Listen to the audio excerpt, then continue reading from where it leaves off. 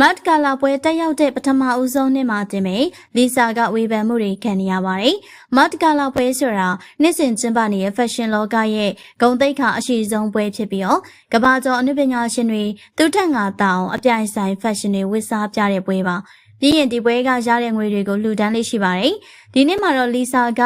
Louis Vuitton brand ကိုစားပြုတက်ရောက်ခဲ့ပါတယ်။လီဆာကခရစ်စတယ်ကြောက်လေးတွေစီချဲပြီးတော့တေချာပုံဖော်ရက်လုပ်ထားတယ်။ဇာဂျမ်စုကိုအောက်ကနေ Elvis Toki နဲ့တွဲဝစ်ပြီးတော့ခက်ချစ်ကြီးတက်ရောက်ခဲ့ပါတယ်။အထာကတော့ကြားပေမဲ့ဝစ်ထားတဲ့ဘောင်းမီကအတွင်းကန်တက်တက်ဖြစ်နေတဲ့အတွက်ဝေဖန်မှုတွေမြင့်တက်နေပါတယ်။ပြီးတော့ဝစ်ဆောင်ကိုတေချာကြည့်မယ်ဆိုရင်အဲ့ဒီဇာမှာလူမျက်နှာပုံတွေပါနေရကိုမြင်ရမှာပါအဲ့ဒီမျက်နှာပုံက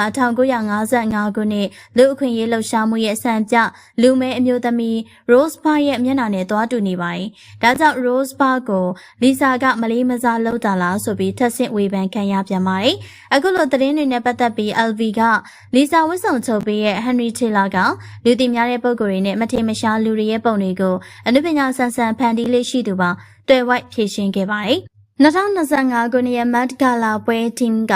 Blood Danielson ဖြစ်ပါတယ်။ဒါကြောင့်ကမ္ဘာကျော်နုပညာရှင်တွေကစမတ်ကြလူမဲစတိုင်တွေကိုဝေစားစင်ရင်လာကြတာပဲဖြစ်ပါတယ်။လီဆာလည်းတေချာပြင်ဆင်လာခဲ့ပေမဲ့အပြစ်တောက်ထောက်ကြီးတဲ့ဟေတာတွေကြောင့်ကြရက်ထသွားခဲ့ရပါ။ဘလိုပဲဖြစ်ဖြစ်လီဆာကတော့ Met Gala ပွဲ Hot Search မှာ25 million view နဲ့ထိပ်ဆုံးကရပ်တည်နေပါတယ်။ကေဆယ်လီပရိသတ်ကြီးရောဒီဝစ်ဆောင်ကိုသဘောကျမကျခွင့်မမှာရေးပေးသွားပါအောင်နော်။